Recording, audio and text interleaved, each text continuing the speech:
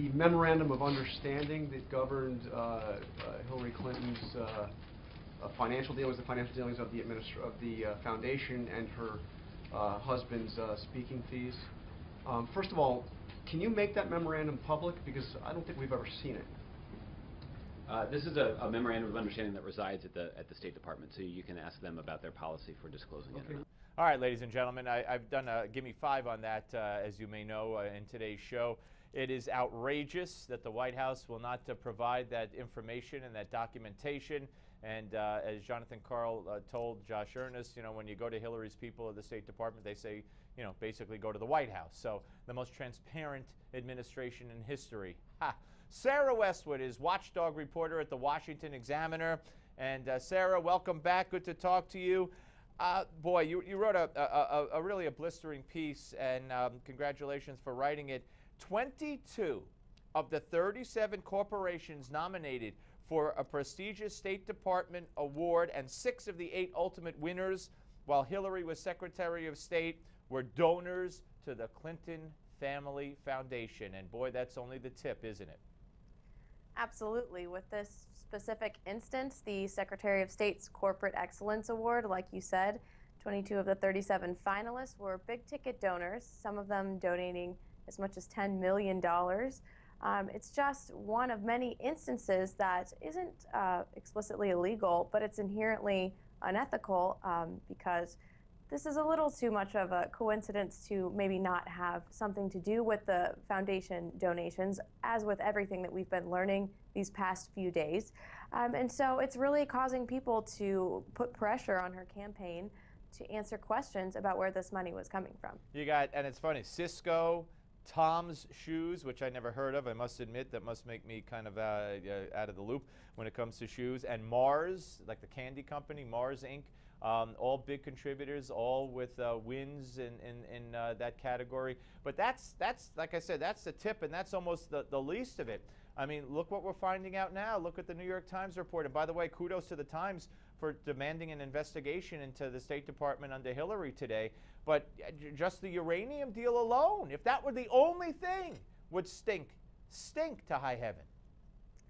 Absolutely. In that case, as you know, you saw executives of a Canadian company that was being acquired by the Russians funnel $2 million into the Clinton Foundation, and then you saw the Secretary of State sign off on that deal for a company that controls 20% of American uranium deposits.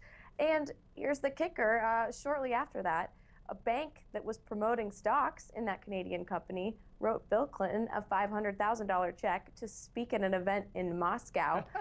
What you're seeing is a really close relationship between the foundation donors and the Clintons' personal finances. The Washington Post had a great story on that yesterday as well. We're seeing a trail of finances, influence, and access that really is casting a negative light on the Clinton's family philanthropy. And you know, as the Watchdog Reporter, I know you don't necessarily watch the media, but yesterday I was really outraged that because of the accidental killing of 2 hostages in our al-Qaeda raid, that seemed to dominate the liberal media's news coverage at the expense of that Uranium Gate story. Today, though, with the New York Times editorial, even CNN is picking up on Hillary's problems.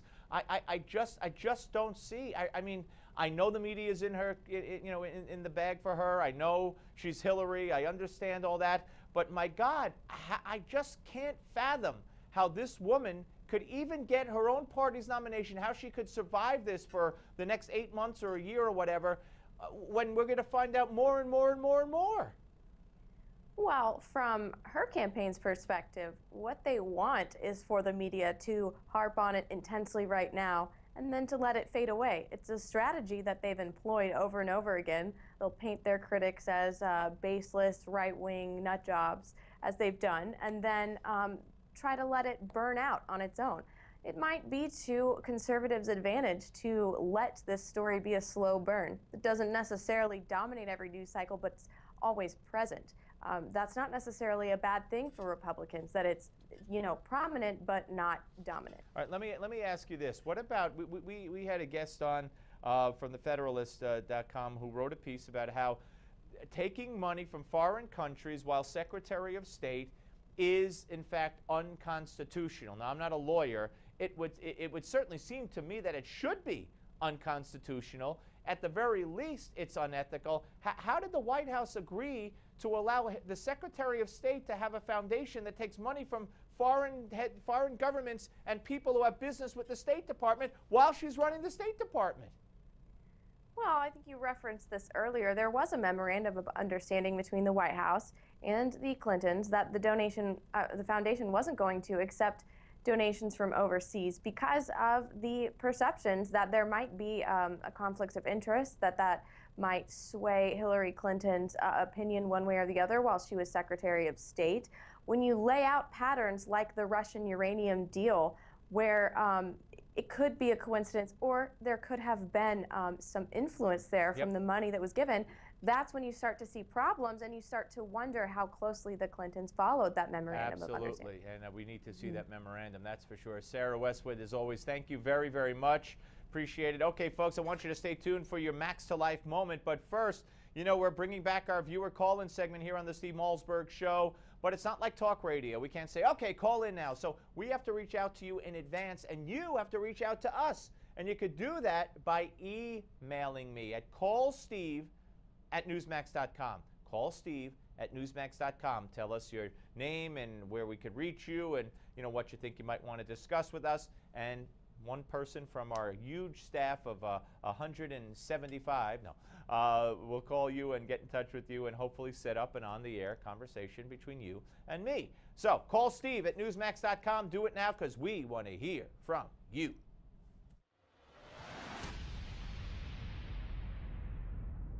House hunting shouldn't have to be a hassle. Instead of doing the things the old-fashioned way, why not put the smarts in your smartphone to work by downloading these apps? First, every potential homebuyer needs Zillow. Zillow is the best app for comparing homes in the neighborhood where you want to live. Plus, it's got the Zestimate, which allows you to look at the estimated price of every home in that neighborhood. Then second, there's the Autodesk Home Styler. This app allows you to virtually see how furniture will look in that new home that you might buy. Third, you've got to have a mortgage calculator. There's several, such as from Quicken Loans, Trulia, or Bankrate.com. Some other helpful apps are Redfin, HomeSnap, and Credit Karma. So whether you're a first-time homebuyer or you're just flipping through houses fast, take these apps for a test drive to help make the process as efficient and stress-free as possible.